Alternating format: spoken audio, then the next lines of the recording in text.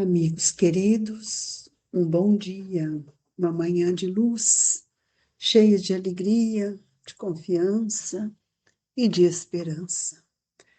Nós hoje vamos dar início a esse capítulo que nos toca profundamente, o item 8, não vades ter com gentios. Jesus enviou seus 12, os apóstolos, depois de lhes haver dado as instruções seguintes. Não procurei os gentios, e não entreis na cidade dos samaritanos. Ide, antes, em busca das ovelhas perdidas da casa de Israel. E nos lugares onde fordes, pregai, dizendo que o reino dos céus está próximo. São Mateus, capítulo 10, versículos 5 a 7. Em muitas circunstâncias, prova Jesus que suas vistas não se circunscrevem ao povo judeu, mas que abrange a humanidade toda. Se, portanto, diz a seus apóstolos que não vão ter com os pagãos, não é que desdém da conversão deles, o que nada teria de caridoso. É que os judeus que acreditavam no Deus uno e esperavam o Messias estavam preparados pela lei de Moisés e pelos profetas a lhes acolherem a palavra. Com os pagãos, onde até mesmo a base faltava, estava tudo por fazer, e os apóstolos não se achavam ainda bastante esclarecidos para tão pesada tarefa. Foi por isso que lhes disse: ide em busca das ovelhas transviadas de Israel, isto é, ide semear em terreno já roteado. Sabia que a conversão dos gentios se daria a seu tempo mais tarde. Com efeito, os apóstolos foram plantar a cruz no centro mesmo do paganismo. Essas palavras podem também aplicar-se aos adeptos e aos disseminadores do Espiritismo. Os incrédulos sistemáticos, os zombadores, obstinados, os adversários interessados, são para eles o que era o gentio para os apóstolos.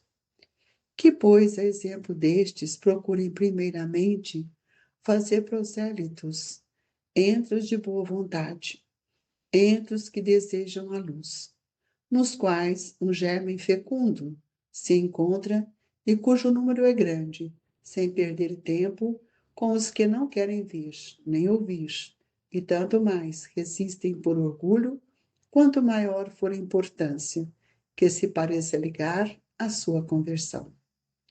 Mais vale abrir os olhos a 100 cegos que desejam ver claro, do que a um só que se compraza na treva, porque assim procedendo em maior proporção, se aumentará o número dos sustentadores da causa.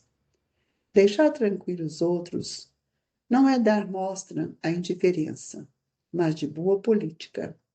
Chegar-lhes à vez, quando estiverem dominados pela opinião geral, e ouvirem a mesma coisa, incessantemente, repetida ao seu derredor. Aí julgarão que aceitam voluntariamente, por impulso próprio, a ideia e não por pressão de outrem. Depois, há ideias, que são as sementes. Não podem germinar fora da estação apropriada, nem em terreno que não tenha sido de antemão preparado, pelo que melhor, e se espere o tempo propício, e se cultivem primeiro as que germinem, para não acontecer que abortem as outras, em virtude de um cultivo demasiado intenso. Deus, nosso Pai de infinita misericórdia, eis-nos, Senhor, reunidos em seu nome, rogando a proteção amiga, amorosa de Jesus, dos nossos benfeitores amigos, para que possamos ampliar o nosso entendimento para a lição de hoje, buscando a sintonia amorável destes benfeitores, para que eles possam nos esclarecer, nos amparar, trazendo para todos nós as vibrações de paz, de harmonia e de esperança. Assim, Jesus, com muita alegria em nosso coração, é que iniciamos as reflexões da manhã de hoje. Que a sua bondade e a sua misericórdia, Mestre, nos sustente nesta manhã, junto a tantos corações que ora estão ligados conosco. Que Deus nos abençoe. Amigos, não vades ter com gentios. É importante a gente analisar a recomendação de Jesus. Nós notamos nessa recomendação que o Mestre sempre, ele olha por todos nós de acordo com aquilo que nós somos capazes. Ele não nos pede nada que a gente não tenha construído ainda dentro de nós.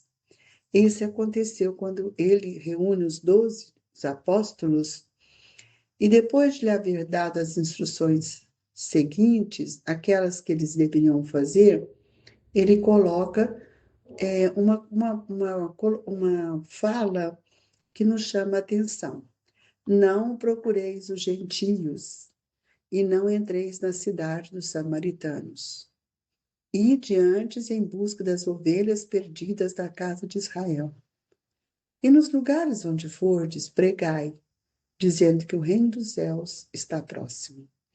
São Mateus traz isso no capítulo 10, no versículo 5 a 7, mas nós precisamos refletir nesta passagem de Jesus, que Mateus traz, para os dias de hoje.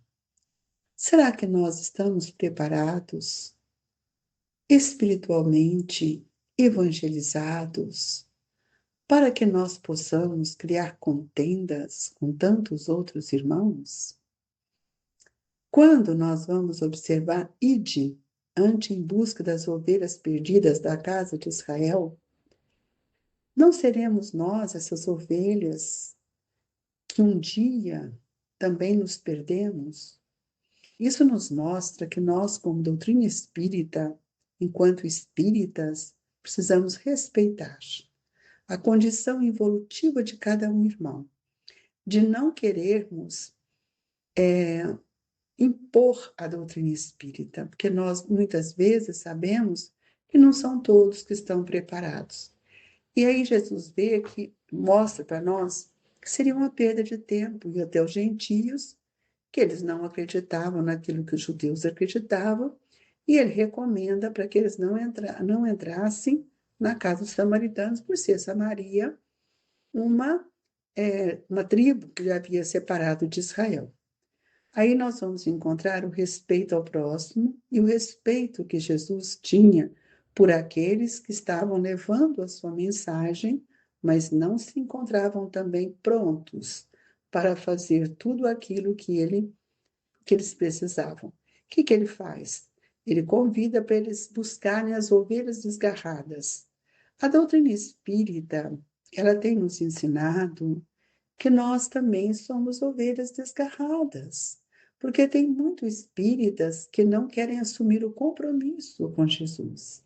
Nossa fala hoje e todos os dias é justamente um esclarecimento a respeito do nosso compromisso com o trabalho de Jesus. E ele nos mostra também a questão do povo judeu, que quando ele fala em muitas circunstâncias, prova Jesus que as suas vistas não se circunscrevem ao povo judeu.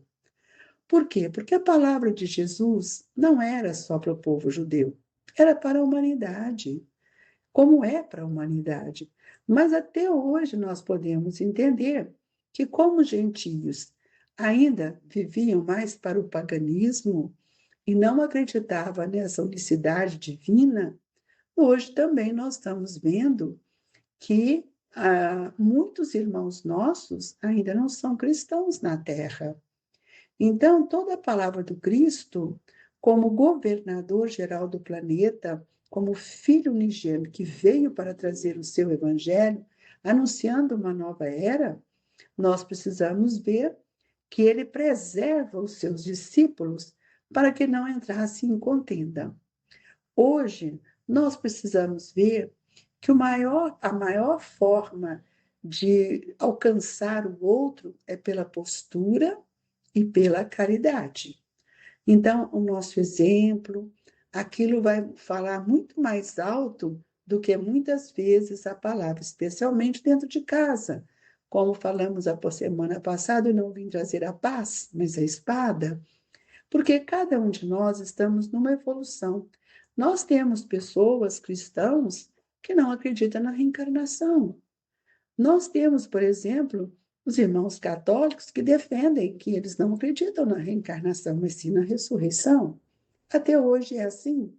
Então, Jesus, ele preserva aquele trabalho dos discípulos e ele fala que o trabalho deles era semear em terreno já arrodeado, ou seja, em terreno que já estão preparados para receber a verdade, preparados para receber essas orientações que esclarecem tanto o nosso espírito. Então, nós vamos ver que, por isso, que no item 10, Kardec nos mostra que essas palavras também podem aplicar aos adeptos e aos disseminadores do espiritismo. Nós não temos que ficar aí falando que doutrina espírita é a melhor, que é isso ou que é aquilo. Isso é fazer proselitismo. Nós precisamos demonstrar como é que essa semente divina desabrocha em nós, como ela floresce pela esperança, pela fé, pelo trabalho do bem, pela caridade. Mas nós precisamos ter uma palavra que não seja uma palavra poética e nem filosófica, mas que a nossa palavra seja bastante simples, lógica, que tenha amor, que tenha respeito, para que a gente possa penetrar no coração daqueles, abrindo os olhos destes que desejam ver a luz, mas ainda não conseguem pela sua vaidade. Então, é preciso que a gente não seja indiferente aos momentos que nós podemos semear, ajudar. E aí nós vamos ver que Jesus diz que os gentios, eles depois não estariam preparados para receber o cristianismo. Não são todos que estão preparados para receber a doutrina espírita, especialmente nesse momento de transição, que nós temos tantas diferenças evolutivas, espíritos ainda tão primitivos junto de nós, e nós observamos que outros tão inteligentes intelectualmente que não aceitam a verdade trazida por Jesus. E outros que já estão sensíveis. Hoje nós temos visto o avanço da ciência, a espiritualidade entrando no meio da ciência, contribuindo com as ideias que a doutrina espírita nos traz, especialmente do corpo bioplasmático, que é o perispírito. Isso vai quebrando aquelas estruturas antigas, arcaicas, que ainda estão sedimentadas em nós. As nossas ideias são como sementes. Elas precisam cair no solo do coração daqueles irmãos que muitas vezes estão sendo especialmente arrodeados pela dor ou passando por momentos em que estão em busca da luz, em busca de um conhecimento. Então, nós vamos ver que tudo isso faz com que a gente se fortaleça, até que nós sabemos que os gentios, por estarem naquela condição, eles iriam receber mais tarde outra situação, né? Nós vamos ver que a doutrina espírita, ela não é para todos. Quando todos compreenderem a verdade, aí sim. Então, nós vamos ver que quem foi aos gentios, depois nós vamos ver isso, foi o convertido de Damasco, que foi o apóstolo Paulo, que também tinha as mesmas ideias, que prevalecia pelo material de Moisés, a lei de Italião, por isso que ele persegue Jesus. Então, através da palavra de Paulo, é que nós vamos perceber que ele foi se aproximando dos gentios pelo testemunho da fé, por aquilo que modificou o seu olhar. E essa rotulagem que muitas vezes queremos dar às pessoas, a rotulagem de cristianismo, nós sabemos que isso é para ser convencido, eu preciso ter uma fé sólida, eu preciso ter um testemunho de amor. Então, admitir a verdade é necessário também que eu procure acreditar nela, mudando as minhas atitudes. E essas atitudes não é para uma ou outra pessoa, são para todos nós. O que é o cristianismo? O que a doutrina espírita nos pede?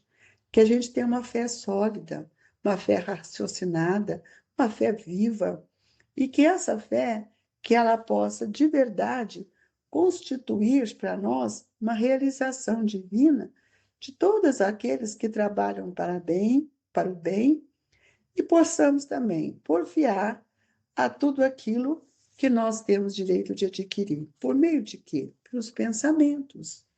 O Evangelho, ele consubstancia para todos nós um roteiro generoso para que a mente humana se renove.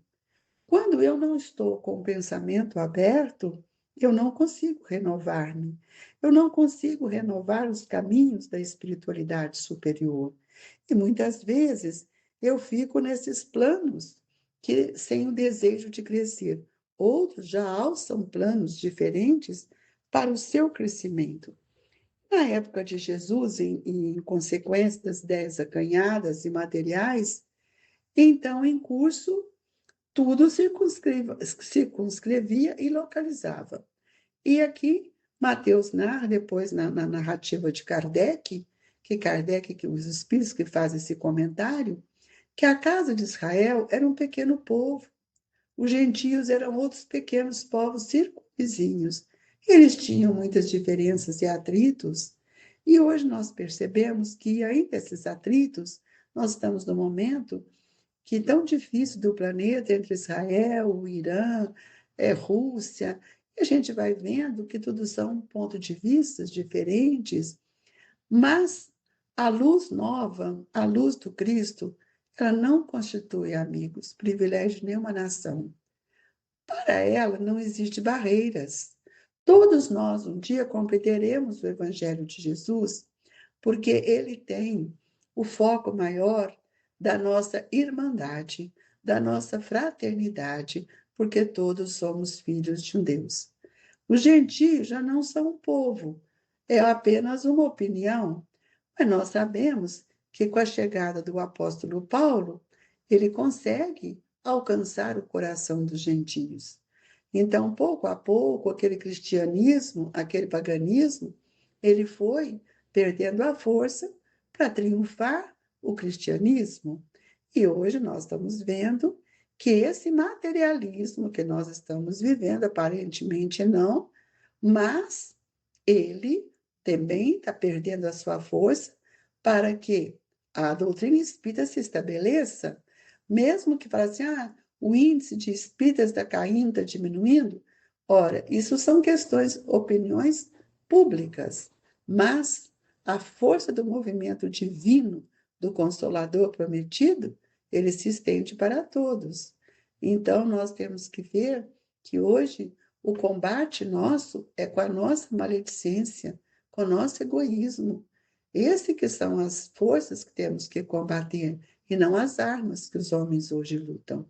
Por isso, nosso papel hoje é lutar pela fraternidade, para que todos sintam e sejam tocados por esse lado da humanidade, estarmos juntos para que possamos contribuir para um mundo melhor.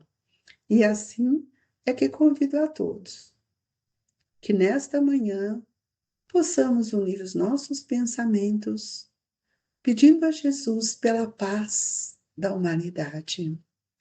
Que esses fluidos que caem sobre nós, na forma de um passe, também possa ser levado àqueles que, ora, estão dirigindo estes movimentos tão difíceis, contrário à lei do amor.